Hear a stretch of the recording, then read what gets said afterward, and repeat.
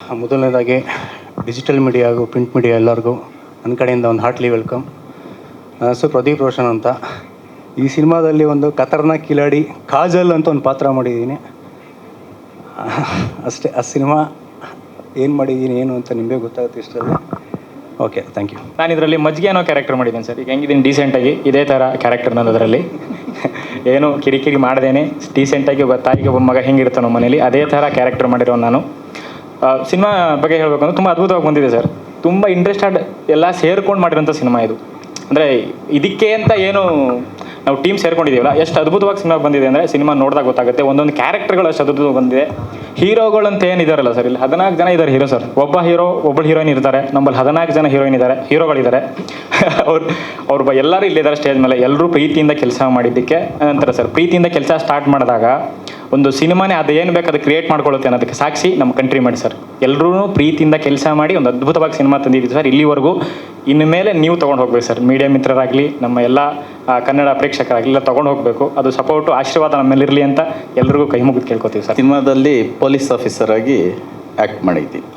Thank you. 2 mic, ಯಾಕಂದರೆ joker Johnny ಅಲ್ಲ, 1 mic ಸಾಕಾಗಲ್ಲ, ಅಷ್ಟೇ ಹೆವಿ ನನ್ನ ಪಾತ್ರ ಕೂಡ.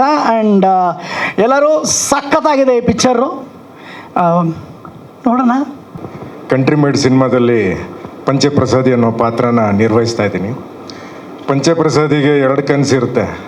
ಒಂದು ಕಡೆ ಪ್ಯಾನ್ ಇಂಡಿಯಾ ಸಿನಿಮಾ ಹೀರೋ ಆಗಬೇಕು ಅಂತ, ಇನ್ನೊಂದು ಕಡೆ ಉದಯೋನ್ಮುಖ ರಾಜಕಾರಣಿ ಆಗಬೇಕು ಅಂತ. ಆದರೆ ಅವನು ಇವೆರಡು ಕ್ಷೇತ್ರಕ್ಕೆ ಮುಖ್ಯವಾಗಿ ಬೇಕಾಗಿರೋದು ನೆನಪಿನ ಶಕ್ತಿ, ಅದೇ ಅವನಿಗಿರೋದಿಲ್ಲ.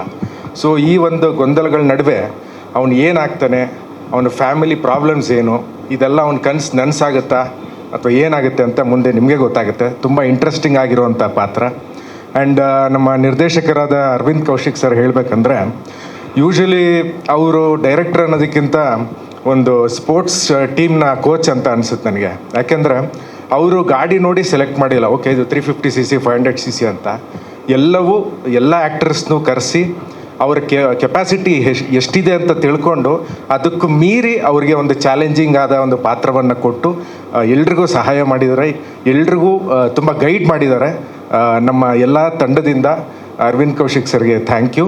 ನನ್ನ ಹೆಸರು ಚೇತನ್ ಮಂಜುನಾಥ್ ಅಂತ. ಈ ಸಿನಿಮಾ ಬಗ್ಗೆ ಹೇಳಬೇಕಂದ್ರೆ ಫಸ್ಟ್ಗೆ ಅರವಿಂದ್ ಸರ್ ಮತ್ತು ಶಿಲ್ಪಾ ಮೇಡಮ್, ನಾನು 3 ಜನ ಯಾವಾಗಲೂ ತುಂಬ ಒಂದಷ್ಟು ಕೆಲಸಗಳಿಗೆ ಓಡಾಟ ಮಾಡ್ತಾನೇ ಇರ್ತೀವಿ. ಸೊ ಹಿಂಗೆ ಮಾತಾಡ್ತಾ ಸರ್ ನಾವೆಲ್ಲ ಸೇರ್ಕೊಂಡು ಒಂದು ಸಿನಿಮಾ ಮಾಡೋಣ ಸರ್, ನಾವೇ ಮಾಡೋಣ ಸರ್, ನೀವು ಮತ್ತೆ ಆ್ಯಕ್ಟ್ ಮಾಡಿ ಅಂತ ನಾನು ತುಂಬ ವರ್ಷದಿಂದ ಹೇಳ್ಕೊಂಡು ಬರ್ತಾನೇ ಇದ್ದೆ. ಸೊ ಹಂಗೆ ಮಾತಾಡ್ತಾ ಸರ್ ಒಂದಷ್ಟು ಕತೆಗಳು ನಾವು ಡಿಸ್ಕಸ್ ಮಾಡ್ತಾನೆ ಇರ್ತೀವಿ. ಸರ್ ಎಲ್ಲೇ ಹೋದರೂ ಟಕ್ಕಂದ ಅದೊಂದು ಕತೆ ಇನ್ನೊಂದು ಕತೆ ಮಾಡ್ತಾನೆ ಇರ್ತಾರೆ. ಸೊ ಹಿಂಗೆ ಮಾತಾಡ್ತಾ ಈ ಥರ ಒಂದು ಮಾಡೋಣ ಅಂತ ಸುಮ್ಮನೆ ಹಂಗೆ ಸ್ಟಾರ್ಟ್ ಮಾಡಿದ್ವಿ. ಇವತ್ತು ಇಲ್ಲಿ ಬಂದು ನಿಂತಿದ್ದೀವಿ. ಎಲ್ಲರೂ ಇಲ್ಲಿರೋರೆಲ್ಲರೂ ತುಂಬ ಹಾರ್ಡ್ ವರ್ಕ್ ಮಾಡಿ ಖುಷಿಯಿಂದ ಪ್ರೀತಿಯಿಂದ ಜೊತೆಗೆ ಅದು ಹೆಂಗೆ ಸಿನಿಮಾ ಮುಗೀತು ಅಂತಲೇ ಗೊತ್ತಿಲ್ಲ. ಸೊ ನಮಗೆಲ್ಲ ತೆರೆ ಹಿಂದೆ ಒಂದಷ್ಟು ಜನ ಕೆಲಸ ಮಾಡಿದವ್ರಿಗೆ ತೆರೆ ಮೇಲೆ ಕಾಣಿಸ್ಕೊಳ್ಳೋದಕ್ಕೆ ಅವಕಾಶ ಕೊಡೋದಕ್ಕೆ ತುಂಬ ಥ್ಯಾಂಕ್ ಯು ಸರ್. ನನ್ನ ಪಾತ್ರ ಬಂದು ಪಂಚಪ್ರಸಾದ್ ಅವರ ಆಪ್ತ ಬಂಟ. ಈಗ ಹೆಂಗೆ ನಿಂತಿದ್ದೀನೋ ಹಂಗೆ ಸಿನಿಮಾ ಫುಲ್ಲು ಇರ್ತೀನಿ. So thank you sir. Real estate Rudra ಪಾತ್ರ ಮಾಡಿದ್ದೀನಿ ಸರ್. ಒಬ್ಬ ಅಸಾಮಾನ್ಯ ಸಂಘಟನೆಯಲ್ಲಿ ಅನಿರೀಕ್ಷಿತವಾಗಿ ಸಿಕ್ಕಾಗ ನಡೆಯುವಂತಹ ನೋವು ನಲಿವುಗಳ ಆಕ್ರಂದನೆಯ ಕ್ಯಾರೆಕ್ಟರ್ ನಂದು. ತುಂಬ ಥ್ಯಾಂಕ್ಸ್ ಸರ್. ಈ ಕ್ರೆಡಿಟ್ ಎಲ್ಲ ಶ್ರೀ ಅರವಿಂದ್ ಕೌಶಿಕ್ ಸರ್ ಅವರಿಗೆ ಸಲ್ಲುತ್ತೆ ಅಂತ ನಾನು ಸವಿನಯವಾಗಿ ಮನವಿ ಸಲ್ಲಿಸ್ತಿದ್ದೀನಿ sir. Thank you very much. ನಾನು ಈ ಸಿನಿಮಾದಲ್ಲಿ ಪಾಯ್ಸನ್ ರವಿ ಅಂತಕ್ಕಂಥ ಒಂದು ಅದ್ಭುತವಾದ ಪಾತ್ರ ನಿರ್ವಹಿಸ್ತಾ ಇದ್ದೀನಿ.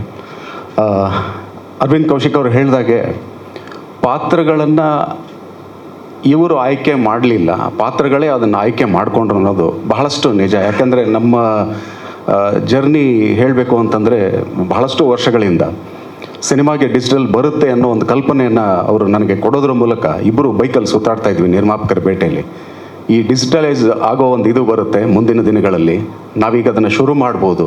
ಒಂದು ಈ ಡಿಜಿಟಲ್ ಫಾರ್ಮ್ಯಾಟಲ್ಲಿ ಒಂದು ಸಿನಿಮಾ ಬಜೆಟಲ್ಲಿ 2 ಸಿನಿಮಾ ಮಾಡ್ಬೋದು ಅನ್ನೋ ಒಂದು ಅದ್ಭುತವಾದ ಕಲ್ಪನೆ ಇಟ್ಕೊಂಡು ಭಾಳಷ್ಟು ಜನಕ್ಕೆ ನಾವು ಭೇಟಿ ಮಾಡ್ತಿದ್ದಾಗ ಅವರು ಅವ್ರಿಗೆ ಇಂಟ್ರೆಸ್ಟಿಂಗ್ ಅನ್ನಿಸ್ತಿತ್ತು, ಆಶ್ಚರ್ಯ ಪಡ್ತಿದ್ರು. ಆಮೇಲೆ ಇವೆಲ್ಲ ಆಗೋದ ಅಂದ್ಕೊಂಡು ಹೀಗೆ ಶುರುವಾದದ್ದು. ಸೊ ಯಾಕೆ ಅದನ್ನೆಲ್ಲ ಹೇಳಕ್ಕೆ ಬಂದೆ ಅಂದರೆ, ಅಲ್ಲಿಂದ ನಮ್ಮ ಜರ್ನಿ ಏನು ಸಾಗ್ತಾ ಬಂತು, ಬೈಕಲ್ಲಿ ಹಿಂದೆ ಕೂತ್ಕೊಂಡು ಸುತ್ತಾಡಿಕೊಂಡು ನಾವು ಹಾಡುಗಳನ್ನು ಹಾಡಿಕೊಂಡು ಅದನ್ನು ಎಂಜಾಯ್ ಮಾಡ್ತಾಯಿದ್ವಿ ಸ್ಟ್ರಗ್ಲಿಂಗ್ ಲೈಫನ್ನು. ಅಲ್ಲಿಂದ ಇಲ್ಲಿಯವರೆಗೆ ಅವರು ಒಂದು 4 ಸಿನಿಮಾ ಮಾಡಿದರು. ಈ ಗೆಳೆತನ ಹಾಗೇ ಇತ್ತು, ಸೀರಿಯಲ್ ಮಾಡಿದ್ವಿ ಒಟ್ಟಿಗೆ. ಬಟ್ ಪಾತ್ರ ಮಾಡುವಂಥ ಅಥವಾ ಮಾಡಿಸುವಂಥ ವಿಚಾರ ಇಲ್ಲೂ ಬರಲಿಲ್ಲ. ಆಕ್ಸಿಡೆಂಟಲ್ ಆಕ್ಟರ್ ಆಗಿ ನಾನು ಅವ್ರ ಪ್ರಾಜೆಕ್ಟಲ್ಲಿ ಕಾಣಿಸ್ಕೊಂಡಿದ್ದೀನಿ ಅಲ್ಲಿ ಇಲ್ಲಿ. ಅಂದರೆ ಒಂದು ಕ್ಯಾರೆಕ್ಟರೈಸೇಷನ್ ಮಾಡಿರ್ತಿದ್ವಿ, ಒಂದೇನೋ ಮಾಡ್ತಿದ್ವಿ, ಆ ಪಾತ್ರ ಮಾಡೋರು ಕೈ ಕೊಟ್ಟಾಗ ಅನಿವಾರ್ಯವಾಗಿ ನೀವು ಮಾಡಿಬಿಡಿ ಅಂತ ನಿಲ್ಲಿಸ್ಬಿಡ್ತಿದ್ರು.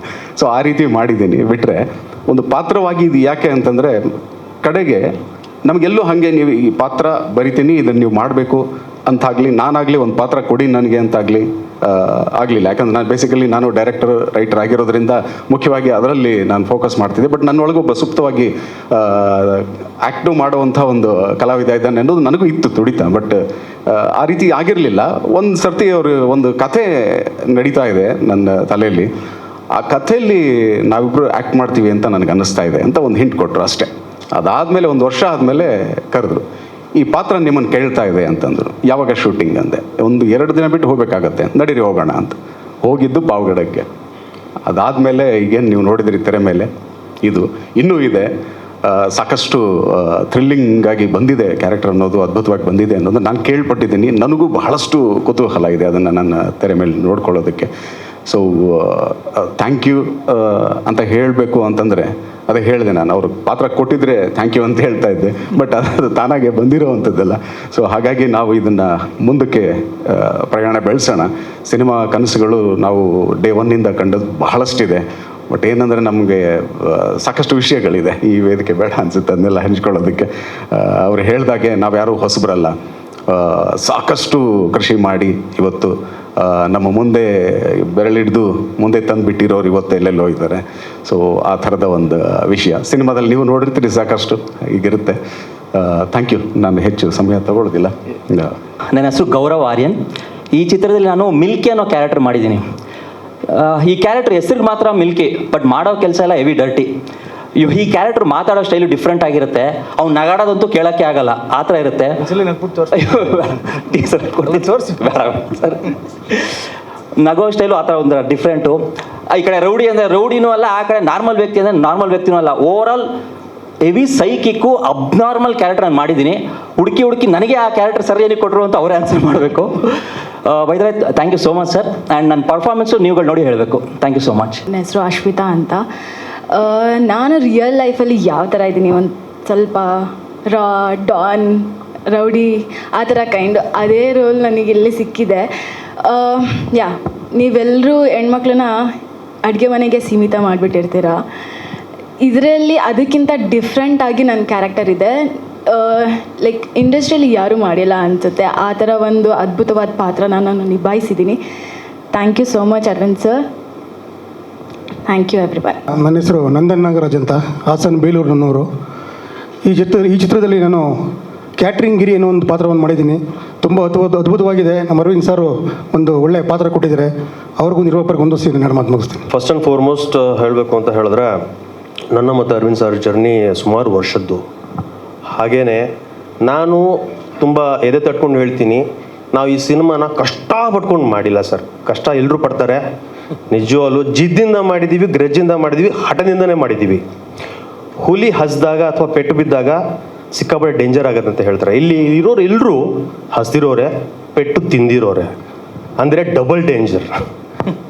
ಸೊ ಈ ಚಿತ್ರದಲ್ಲಿ ಮಾಡಿರೋ ಪಾತ್ರ ಬ್ಯಾಂಕಾಕ್ ಬುಜ್ಜಿ ಅಂತ, ಬಿಂದಾಸ್ ಕ್ಯಾರೆಕ್ಟರ್ ಅದು. ಅಫ್ಕೋರ್ಸ್ ಯಾವಾಗ ಅಂದರೆ ಅವ್ರ ಜೊತೆ ನಾನು 2 ಸಿನಿಮಾ ಮಾಡಿದ್ದೀನಿ, ಒಂದು ಸೀರಿಯಲ್ ಮಾಡಿದ್ದೀನಿ. ಇವನ್ ಯಾವ ಥರ ಕೊಟ್ಟರೆ ಈ ಪಾತ್ರ ನಿಭಾಯಿಸೋಣ ಚೆನ್ನಾಗಿ ಗೊತ್ತು. ಅಂದರೆ ಒಂದು ವೇವ್ ಲೆಂತ್, ಒಂದು ಬಾಂಡಿಂಗ್ ಇರುತ್ತೆ ಒಬ್ಬ ಡೈರೆಕ್ಟ್ರು ಮತ್ತು ಆ್ಯಕ್ಟ್ರಿಗೆ. ಸೊ ನನ್ನ ಬಗ್ಗೆ ಅವ್ರು ಚೆನ್ನಾಗಿ ಗೊತ್ತಿದ್ದು ಆ ಪಾತ್ರನ ಹಾಗೆ ಸೃಷ್ಟಿ ಮಾಡ್ತಾರೆ. ನನಗೆ ಗೊತ್ತಿಲ್ಲ ಎಷ್ಟರ ಮಟ್ಟಿಗೆ ಅದನ್ನು ರೀಚ್ ಮಾಡೋಕ್ಕೆ ನಾನು ಪ್ರಯತ್ನ ಪಡ್ತೀನಿ, ಬಟ್ ಎಫರ್ಟ್ ಹಾಕಿರ್ತೀನಿ, ಅದು ಸರ್ ಹೇಳಬೇಕು. ಸೊ ದಯವಿಟ್ಟು ನಾನು ಈ ದಯವಿಟ್ಟು ಪದನೂ ಬಳಸಲ್ಲ. ಬಿಕಾಸ್ ಸಿನಿಮಾ ಅಂದರೆ ಸಿನಿಮಾ, ಬಿಕಾಸ್ ನಮ್ದೇನು ಹೀರೋ ಸೆಂಟ್ರಿಕ್ ಸಿನಿಮಾ ಅಲ್ಲ. ಇಲ್ಲಿರೋರು ಪ್ರತಿಯೊಬ್ಬರು ಹೀರೋಗಳೇ, ಕಂಟೆಂಟೇ ಹೀರೋ. ಸೊ ಇವತ್ತು ನಡೀತಾ ಇರೋದು ಕಂಟೆಂಟೇ. ಆ ಕಂಟೆಂಟ್ ಏನು ಬೇಕಿದೆಯೋ, ಅಂದರೆ ಸಿನಿಮಾ ಇಂಡಸ್ಟ್ರಿ ಏನು ಬೇಕಿದೆಯೋ ಅದೆಲ್ಲ ಇದರಲ್ಲಿದೆ. ನೋಡಿ, ಪ್ರೋತ್ಸಾಹ ಕೊಡಿ ಅಂತ ಕೇಳ್ಕೊತೀನಿ. ನನ್ನ ಹೆಸರು ಸುಜಿತ್ ಶೆಟ್ಟಿ. ನಾನೊಬ್ಬ ನಟ, ಒಬ್ಬ ಸಿನಿಮಾ ಪ್ರೇಮಿ. ಆ್ಯಂಡ್ ಇವತ್ತು ಈ ಒಂದು ವೇದಿಕೆಯಲ್ಲಿ ಒಂದು ವಿಶೇಷ ಧನ್ಯವಾದ ಹೇಳೋಕ್ಕೆ ಇಷ್ಟಪಡ್ತೇನೆ. ಅದೇ ನಮ್ಮ ಡೈರೆಕ್ಟರ್ ಅರವಿಂದ್ ಸರ್ ಅವರಿಗೆ. ಇದು ನನ್ನ 2ನೇ ಸಿನಿಮಾ ಅವ್ರ ಜೊತೆ. ಮೊದಲನೇ ಸಿನಿಮಾದಲ್ಲಿ ನಾನೊಂದು 5 ನಿಮಿಷದ ಪಾತ್ರ ಮಾಡಿದರೂ ಕೂಡ ದೊಡ್ಡ ಪರದೆಯಲ್ಲಿ ನನ್ನ ಹೆಸರು ಹಾಕಿರುವಂಥ ಮೊದಲನೇ director. So always grateful to you sir, ಅದನ್ನು ನಾನು ಯಾವತ್ತೂ ಮರೆಯಲ್ಲ. ಆ್ಯಂಡ್ ನನ್ನ ಮೇಲೆ ನಂಬಿಕೆ ಇಟ್ಟು ಕಂಟ್ರಿ ಮೇಡ್ ಪಾರ್ಟ್ 2 ಅಲ್ಲಿ ಒಂದು ವಿಭಿನ್ನ ಪಾತ್ರ ಕೊಟ್ಟಿದ್ದಾರೆ, ಪಾಂಬು ಅಂತ. ಸೊ ಈ ಪಾತ್ರ ವೆರಿ ಚಾಲೆಂಜಿಂಗ್ ಆ್ಯಂಡ್ ಒಳ್ಳೆ ಲರ್ನಿಂಗ್ ಎಕ್ಸ್ಪೀರಿಯನ್ಸ್ ನನಗೆ. ಆ್ಯಂಡ್ ಈ ಪ್ರಾಜೆಕ್ಟ್ದು ಇನ್ನೊಂದು ವಿಶೇಷತೆ ಏನಂದರೆ ನಮ್ಮ ಲೊಕೇಶನ್ ಪಾವಗಡ ಊರು. ಸರ್ ಹೇಳ್ದಂಗೆ ನನಗೂ ಕೂಡ ಪಾವಗಡ ಊರು ತುಂಬ ಸ್ಪೆಷಲ್ ಆಗಿದೆ. ಪರ್ಸ್ನಲಿ ಹೇಳಬೇಕಂದ್ರೆ ಅಲ್ಲಿ ಇರೋ ಎನರ್ಜಿ, ಅಲ್ಲಿರೋ ಅಟ್ಮಾಸ್ಫಿಯರ್ ಈ ಕ್ಯಾರೆಕ್ಟರ್ಗೆ ಪರ್ಫಾರ್ಮ್ ಮಾಡೋಕ್ಕೆ ತುಂಬ ಹೆಲ್ಪ್ ಮಾಡ್ತು.